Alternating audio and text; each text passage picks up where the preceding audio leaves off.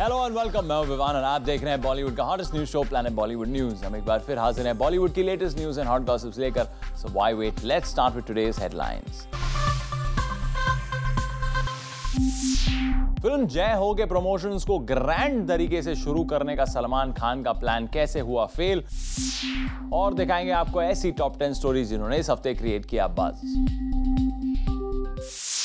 Planet Bollywood news की शुरुआत करते हैं आज की ज़ूमबास्टिक न्यूज से। सलमान खान की फिल्म जय हो की शूटिंग कंप्लीट हो चुकी है और सलमान इस फिल्म के प्रमोशंस की शुरुआत ग्रैंड तरीके से करना चाहते थे, लेकिन सलमान खान का ये प्लान खुद उन्हीं की वजह से फेल हो गया। आप भी देखिए कैसे।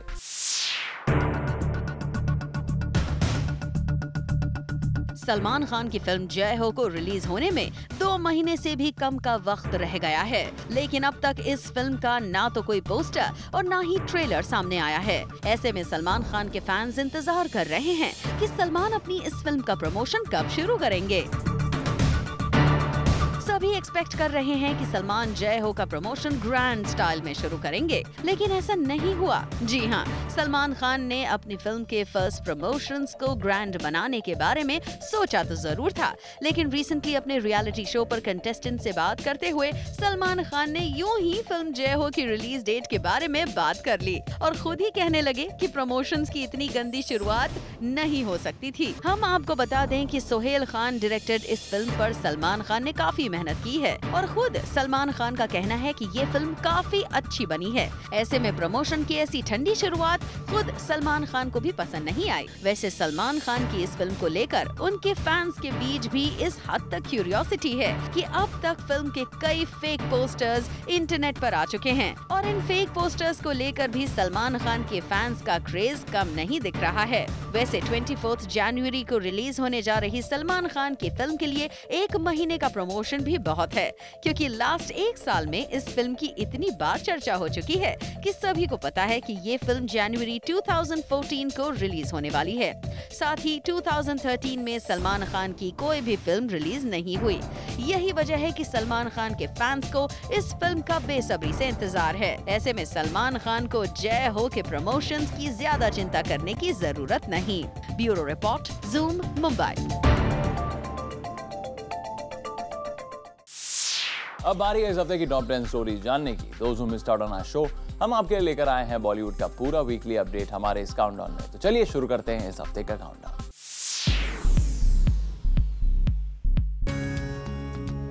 This week for the first time हमारे काउंटडाउन में नंबर 10 पर कश्मीरा शाह ने जगह बनाई है। Not because of a career or personal life, बल्कि अपने गुस्से के लिए या यूँ कहें पब्लिसिटी स्टंट की वजह से। बातें नहीं करना है, आप बेहुदा और बेवकूफ आदमी उससे बातें नहीं, मुझे बात नहीं करनी। No, I don't want to. No. Shut up. What did you ask? What did you ask? No, that was very freaking stupid. You're asking him who he likes better than me? Are you stupid? Are you stupid? No, I'm not. But you are believing in a wrong way. No, this is a wrong question. ये नजारा था मुंबई में रखी गई new year party की एक press conference का, जहां राखी सावंत, कृष्णा, कश्मीरा शाह के साथ साथ बाकी कई सेलिब्रिटीज भी पहुंचे। लेकिन इस इवेंट पर कश्मीरा शाह बिना बात पर मीडिया से ऐसे बिहेव करने लगी जैसे मानो उनसे क्या पूछ लिया गया हो। This is a wrong question. This is not a way to behave. Shut up. This is not the kind of question you ask somebody. No, you can't. It's a very stupid question. You can't behave like this. You can't behave like Well, I am. Like you behave, I'm behaving. No. I asked a decent Shut question. up. That was not a decent question. अरे पूनम जी आप आ जाइए यार आओ। पूनम पांडे कौन है? पूनम पांडे कौन है? अपने इन्हीं स्टेटमेंट्स की वजह से आज शक्ति कपूर ने काउंटडाउन में नंबर 9 पर अपने लिए जगह बना ली है। दरअसल जिस पूनम के लिए शक्ति कपूर ने तारीफों के पुल बांधे थे, इस हफ्ते उन्होंने उसी पूनम को पहचानने से इनकार कर दिया। पूनम पांडे कौन है? तो पूनम पांडे है कौन? लड़की है कि लड़का है? नहीं मुझे मालूम नहीं पूनम पांडे है भी कौन। तो मुझे मिला दो तो मैं बात कर ले, तो अच्छी दिखती है। अच्छा फिर मिला देना जरूर है। ओके। लेकिन वो कहते हैं ना कि बंदर कितना ही बूढ़ा क्यों ना हो जाए, गुलाटी मारना नहीं छोड़ता। तो यू टर्न मारने के बावजूद शक्ति कपूर ने आखिर में गुलाटी मार ही दी। तो मुझे मिला दो तो मैं बात कर ले, तो अच्छी दिखती है। अच्छा फिर मिला देना जरूर है।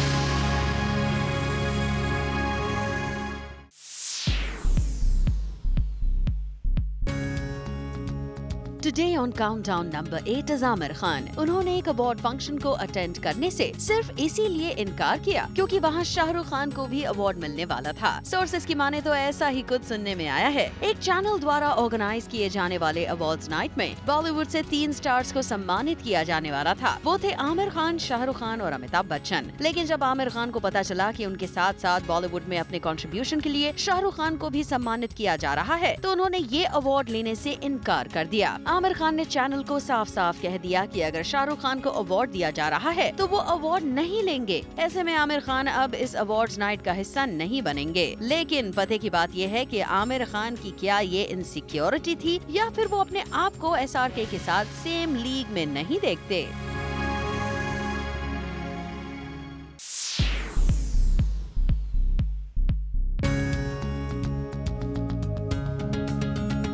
Countdown number 7 पर आज हैं Ellie Avram because of her candid confessions. You know, touching to hear something like that from Salman Khan. I think it was very sweet and very kind of him to say. पर अगर आप सोच रहे हैं कि बॉलीवुड में सिर्फ सलमान खान ही Eli के फेवरेट खान हैं, तो जरा ठहर जाइए, क्योंकि जैसी तारीफें एली के मुंह से सलमान के लिए निकली, एली से वैसी ही कुछ तारीफ पाने में कामयाब हो गए हैं बाकी के 2 टॉप खान्स भी। पहले खान है बॉलीवुड के बादशाह शाहरुख खान, जिनकी एनर्जी एली को इम्प्रेस कर गई। उनका एनर्जी है स्क्रीन पे, फिल्म में जो हम देख रहे हैं, उनका एनर्जी सेम है इन रियल लाइफ। और शाहरुख खान की ही तरह आमिर खान भी एली के लिए उतने ही इम्पोर्टेंट हैं जितने बॉलीवुड के दूसरे Khans. I really liked Amir in Fana actually. Hi Saif, welcome to our show. Hello.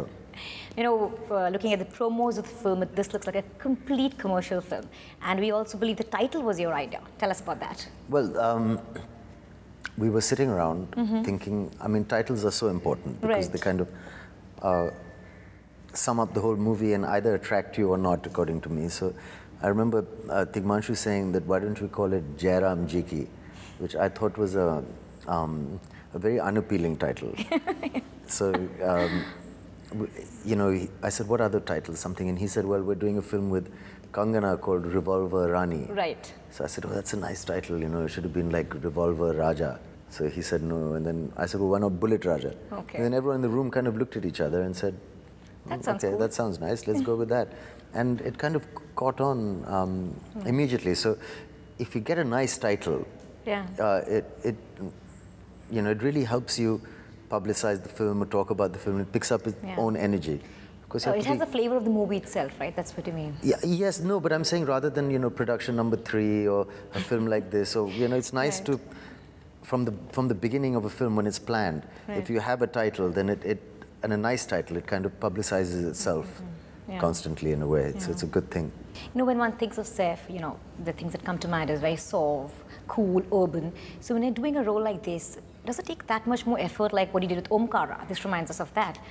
So how much does it take for you to break away from the person you are to do something like that? Once you get used to the role, then it becomes easier. But initially, it is a little difficult to understand. I mean, doesn't come to you naturally because the way you're standing is wrong and the way you're talking is probably wrong for the role. Because and Tishu would often tell me that do that again because that's a little Western, or don't use that mannerism because it's a little Western. So, but that's what made it fun. Yeah. Then finding a look for the character and the kind of clothes that he'd wear, and they're all pretty. So, I mean, in a way, that's the soul of acting, really, is to try and create a character that's attractive. And if it's nothing like you are, then all the more fun. It was a great chatting with you, and thank you so much for being on our show. Thank you. Planet Bollywood News में फिलहाल वक्त है एक छोटे से break का, पर आप कहीं में जाएगा as our countdown is not over yet.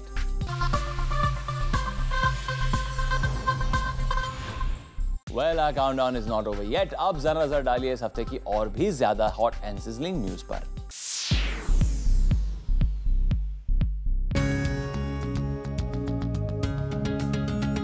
हमारे काउंटडाउन में नंबर 5 की पोजीशन पर है ऐश्वर्या राय बच्चन और कटरीना कैफ। सोर्सेज की माने तो एक इंटरनेशनल कॉस्मेटिक ब्रांड ने ऐश्वर्या राय बच्चन की जगह कटरीना कैफ को अपनी इंटरनेशनल फेस बनाने का फैसला कर लिया है। हम आपको बता दें कि ये वही ब्रांड है जिसने बहुत हद तक ऐश्वर्या को इंटरनेशनल लेवल पर पहचान दिलवाई है। यहाँ तक कि कहा जाता है कि ऐश ने जो भी एक आध बॉलीवुड फिल्म्स की है वो भी इस ब्रांड से मिली पहचान के बाद ही ऐश को मिली थी। कुछ दिनों पहले ये खबर आई थी कि इस इंटरनेशनल ब्रांड ने ऐश के साथ अपने कॉन्ट्रैक्ट को लगभग 1.5 साल के लिए रिन्यू कर लिया है। ऐसे में कटरीना कैफ को भी इस ब्रांड ने अभी से साइन करके इस ओर इशारा कर दिया है कि आने वाले समय में कटरीना ऐश को टेक ओवर कर सकती हैं। ऐश्वर्या राय बच्चन अभिषेक से शादी और आराध्या की मॉम बनने के बाद अपने प्रोफेशनल कमिटमेंट्स पर ज्यादा ध्यान नहीं दे पा रही हैं और सोर्सेस का कहना है कि यही एक बड़ी वजह हो सकती है कि ऐश्वर्या के हाथों से ये बड़ा ब्रांड निकल सकता है। अब यहाँ देखने वाली बात होगी कि कटरीना कैफ से मिलती इस मात को देखने के बाद क्या ऐश्वर्या फिर से सिल्वर स्क्रीन पर वापसी करके अपने इस ब्रांड को बचाएंगी या फिर ऐश का ये फेवरेट ब्रांड उनसे छिन जाएगा।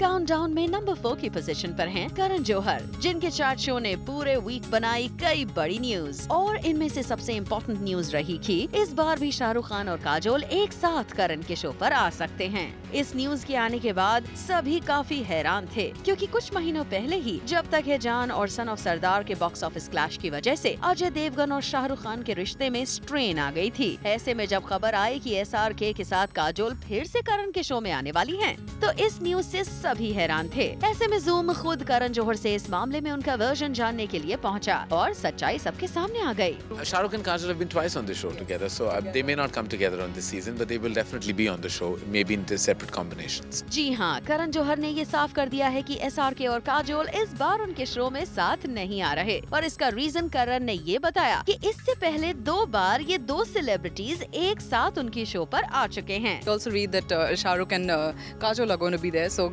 is it true? Shahrukh and Kajol have been twice on the show together, so they may not come together on this season, but they will definitely be on the show, maybe in separate combinations. Well, करण की statement को माना भी जा सकता है, लेकिन ये भी कहना गलत नहीं होगा कि जब तक है जान और सन ऑफ सरदार का बॉक्स ऑफिस क्लैश भी इस बार शाहरुख और काजोल के एक साथ न आने की एक वजह हो सकता है।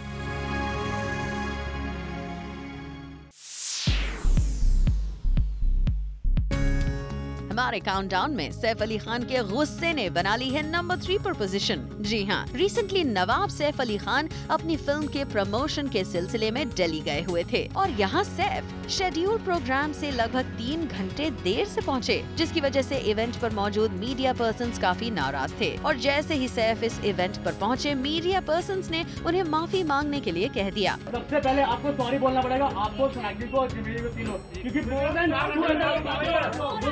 मैं जरूर, अगर मेरी गलती होती मैं आपको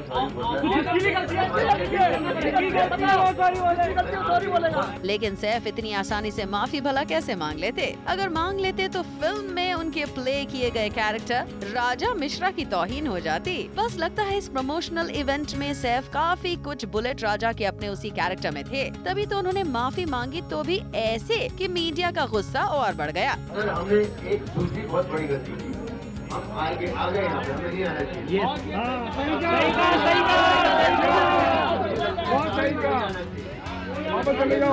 पागलपन हो जाता है, कोई जरूरत नहीं है, हम बॉम्बे में बैठ के इंटरव्यू दे सकते हैं।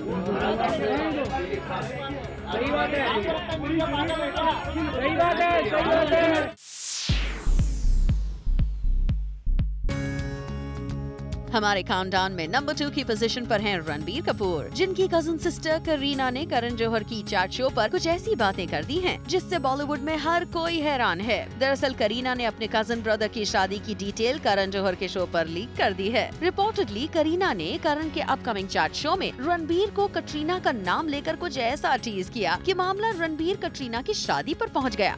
जी हाँ, रणबीर कटरीना की शादी का ये किस्सा किसी और ने नहीं बल्कि खुद रणबीर की कजन करीना कपूर ने छेड़ा है। इतना ही नहीं, करीना ने रणबीर कटरीना की शादी को लेकर अपनी सारी तैयारियां भी सबके साथ शेयर कर डाली हैं। करीना ने कहा है कि उन्होंने रणबीर कटरीना की शादी के लिए लहंगा भी तैयार करवा लिया है और आजकल वो कटरीना के हिट डांस नंबर्स को रिहर्स भी कर रही हैं। इन गानों में चिकनी चमेली से लेकर शीला की जवानी तक कटरीना के कई गाने हैं जिन पर करीना रणबीर की शादी में परफॉर्म करना चाहती हैं।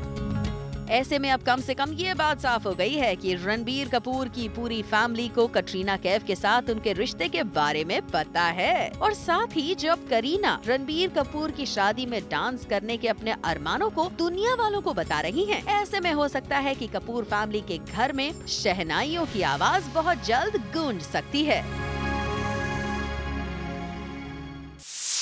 प्लैनेट बॉलीवुड न्यूज़ में फिलहाल वक्त है एक छोटे से ब्रेक का, बट डोंट गो एनीवेयर क्योंकि इस ब्रेक के बाद आपको दिखाएंगे इस काउंटडाउन की टॉप स्लॉट की स्टोरीज जिन्होंने इस हफ्ते क्रिएट किया मैक्सिमम बज़।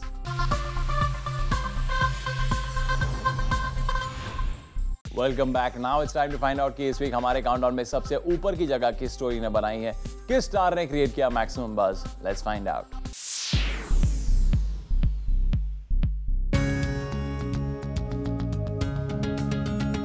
इस वीक हमारे काउंटडाउन में नंबर 1 की पोजीशन पर है सलमान खान की शादी की news. Now if I get married now, is it going to be fair on my wife to be? Is it going to be fair if I have a child or my kid that where's Papa? Papa's in jail. Where's your husband? In jail. It's not. So let all these things clear and then I'll get married. Salman Khan भले ही शादी न करने के कई reasons अब तक अपने fans को बता चुके हैं। ये मेरे हाथ में थोड़ी है कि उसके लिए पार्टनर भी होना चाहिए। यहाँ पर किसकी शादी किसके हाथ में थी? ऊपर वाले की मर्जी के बिना पत्ता नहीं हिलता, तो बीवी कहाँ से आए? ऊपर वाले की मर्जी के बिना पत्ता नहीं हिलता, तो बीवी कहाँ से आए? लेकिन अब जूम को सलमान खान की शादी से जुड़ी सबसे बड़ी अपडेट हाथ लग गई है। रिपोर्टेडली सलमान को उनकी पसंद की लड़की मिल ही नहीं रही है। बॉलीवुड का सबसे हॉट बैचलर अब तक सिर्फ इसीलिए कुंवारा है क्योंकि उसकी ड्रीम गर्ल की तलाश अब तक पूरी नहीं हुई। और जूम आपको बताने जा रहा है कि सलमान खान को आखिर कैसी लड़की चाहिए। सलमान को बॉलीवुड की ड्रीम गर्ल नहीं चाहिए, बल्कि वो तो एक सिंपल गर्ल को अपनी पार्टनर बनाना चाहते हैं। यानी अगर सोर्सेस के जरिए आई ये खबर सही है तो सीधी सादी घरेलू लड़की की तलाश ने सलमान खान को अब तक दूल्हा बनने से रोके रखा है। और सलमान की गिनाई गई बाकी वजहें तो सिर्फ कहने सुनने के लिए ही हैं। ये मेरे हाथ में थोड़ी है कि उसके लिए पार्टनर भी होना चाहिए। यहाँ पर किसकी शादी किसके हाथ में थी? ऊपर वाले की मर्जी के बिना पत्ता नहीं हिलता, तो बीवी कहाँ से आए? आज की टॉप स्टोरी से रिलेटेड एक सवाल हमने जूम के ट्विटर फॉलोअर्स से भी पूछा। Do you think Salman Khan जय हो प्रमोशंस आर रनिंग लेट? इस इंटरेस्टिंग सवाल पर हमारे पास आए कुछ मजेदार जवाब, आप भी देखिए। Do you think Salman's Jai Ho promotions are running late? This was our today's Twitter question for our tweeples. आइए देखते हैं उनका क्या कहना है। Salman knows the better way how to promote his movie, and there must be some special reason for why he is delaying his promotion. Salman is coming after almost 1 year, so can't imagine the excitement of Salman fans. It will surely be a big blockbuster. No, the team knows what they are doing, so it must be a promotional strategy. Yes, only 1 month and 24 days left for Jai Ho's release, and still there is no poster or trailer. No, never. It's the Emperor Salman's movie. His fans have promoted Jai Ho more than 25 times on Twitter and trended every time. कैसे रहा film bullet राजा का box office weekend collection? हम आपको इसकी full update देंगे हमारी box office report में on B tonight tomorrow at 10 PM। With this, it's a wrap. Planet Bollywood News में कल हम फिर लौटेंगे लेकर बॉलीवुड की और भी latest news and gossip. Till then, keep watching Zoom, India's #1 Bollywood channel.